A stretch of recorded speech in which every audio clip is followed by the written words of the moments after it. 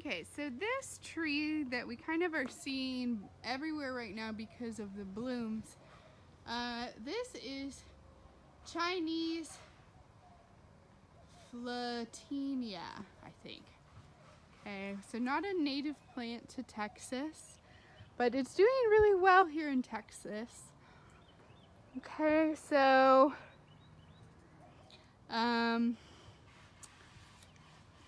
yeah, just some nice flowers. People are really trying to cultivate this guy. Don't know why. I don't think they smell great, these flowers. Don't think they're the best smelling, but I mean, maybe some people like them. All right. Okay, kids, this isn't something that I say very often, but this plant with these white flowers, not our friend. No, it's an invasive species in Texas. People have different names for it. I call it hedge parsley. Some people call it beggar's ticks. It's not a good plant for Texas. You'll see it growing everywhere starting about now. It wants to take the life away from our native flowers.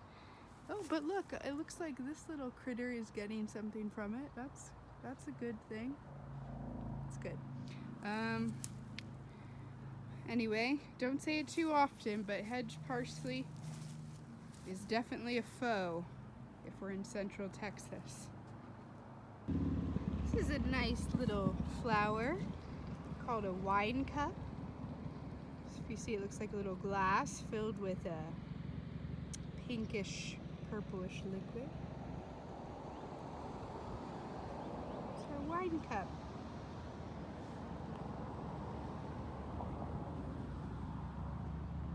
And some more wine cups over here. We can see them because they're just so bright.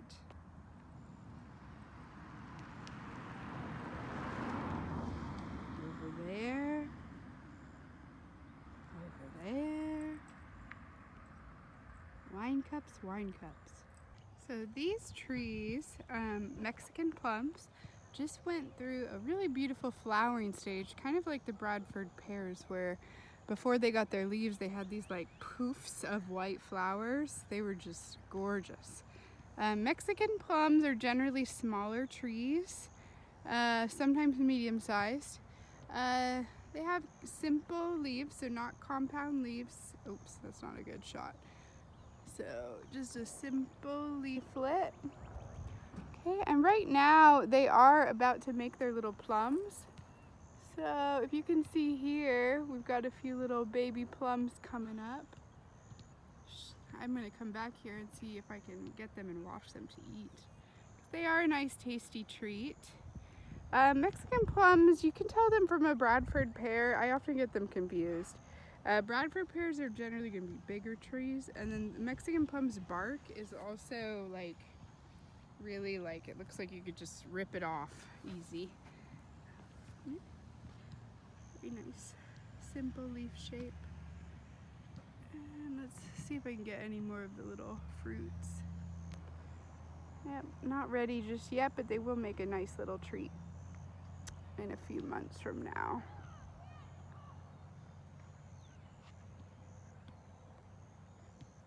By popular request, I have found a ratama tree. Sadly, it is not flowering right now. It does make some really beautiful yellow flowers. So we know that this is a ratama. It's a medium-sized tree. It can get pretty big.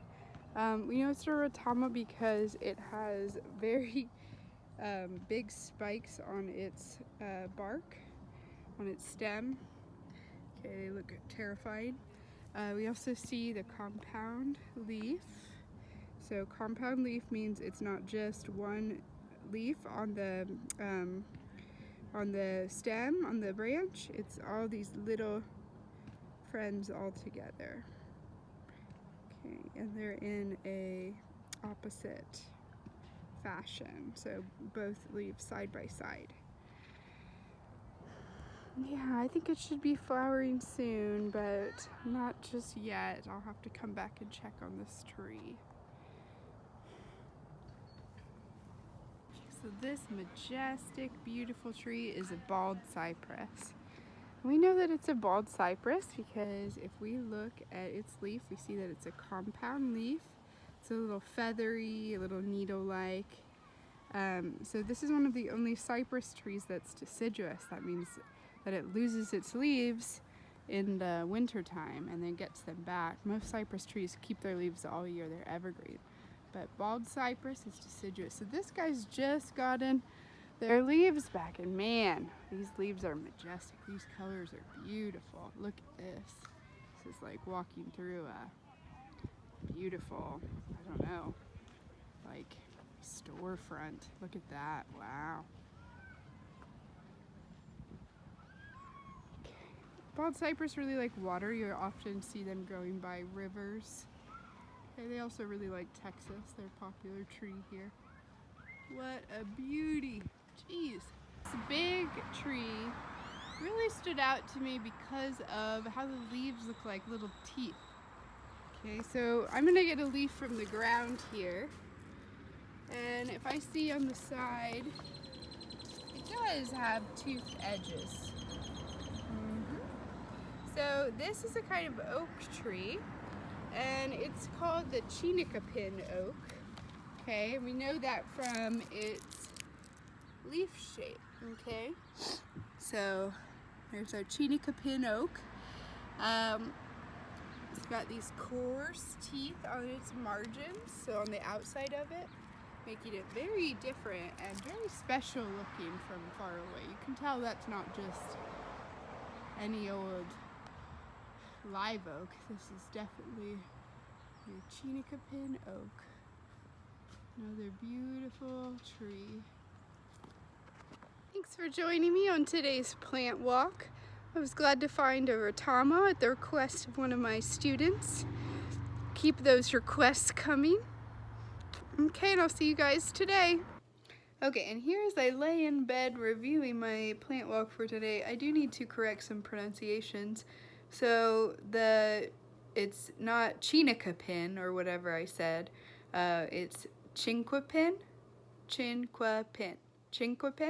oak. And then, so the Chinquapin, yes, Chinquapin oak is that last tree. And then that first tree was the Chinese Photinia.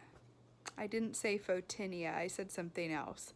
But I think Photinia is right. And if it isn't right, then I'm wanting to know how the right way is.